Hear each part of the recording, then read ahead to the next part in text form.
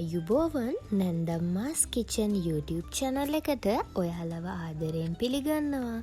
අද මම හදන්නේ ගමේ රසට රසම රස චිකන් කරි එකක් හදන හැටි ඔයාලට කියලා දෙන්න. මුලින්ම චිකන් කරි එක හදාගන්න ඕනි වෙන අමුද්‍රව්‍ය ටික කපාගමු. මම මෙතන තක්කාලි ගෙඩියක්, ඒ වගේම ලොකු ලුණු ගෙඩියක් හීනියට හොඳට කපා ගන්නවා. ඒ වගේම කරපිංචා, රම්පෙ, මිරිස් ටිකත් මම මේ වෙලාවෙදිම කපාගෙන අරගන්නවා.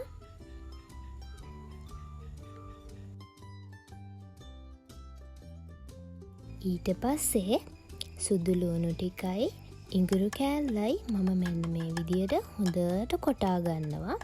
මෙන්න මේ වගේ හොඳ පේස්ට් එකක් එනකන් කොටා ගන්න. එතකොට තමයි රස.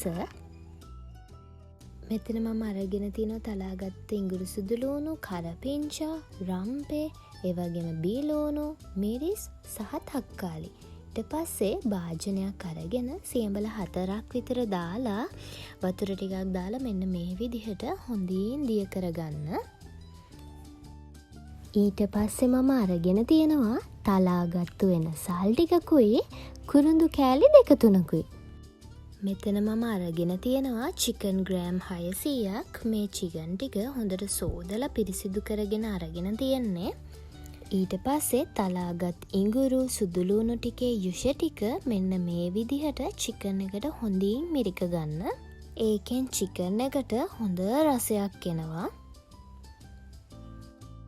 ඊට පස්සේ මම රසානුව ලුණු ටිකක්, 3 පා තේ හැන්දක්, ඒ වගේම මිරිස් කුඩු තේ හැන්දක් සහ කහ ස්වල්පයක් එකතු කරගන්නවා. ඊට පස්සේ ගම්බිරිස් තේ හැන්දකුත් දාගෙන මෙන්න මේ විදිහට හොඳින් කවලම් කරගන්න. ඊට පස්සේ අර මම කලින් දිය කරගත්ත සියඹල ටිකත් මේකට එකතු කරගන්නවා. ඊට පස්සේ මම බැදපු මිරිස් කුඩු 3-5 ටිකත් මෙන්න මේ විදිහට එකතු කරගෙන හොඳින් කවලම් කරගන්නවා. අපි දාගත්තු කුළු බඩු ටික චිකන් එකේ හොඳට තැවරෙන්න මෙන්න මේ විදිහට කවලම් කරගෙන සීසනින් වෙන්න ටිකක් වෙලා තියාගන්න.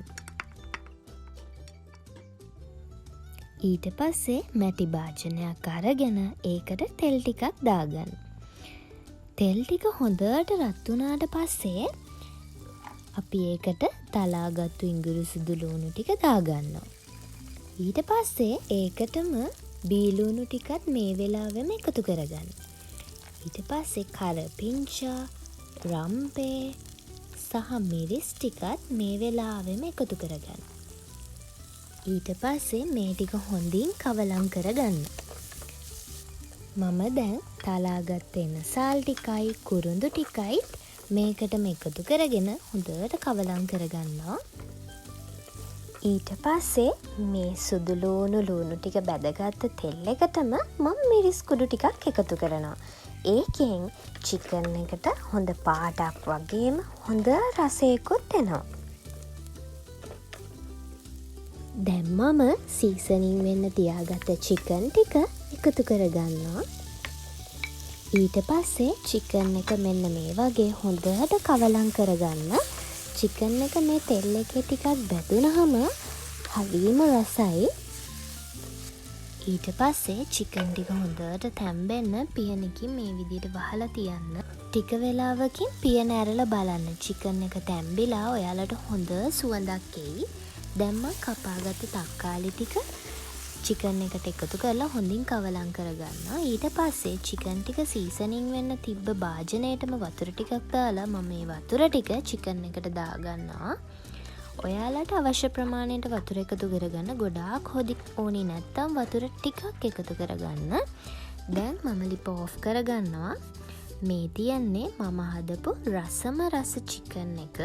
ඔයාලත් මේ රෙසිපි එක try කරලා බලන්න. ලේසියෙන් හදාගන්න පුළුවන්, ඒ වගේම හරිම රසයි.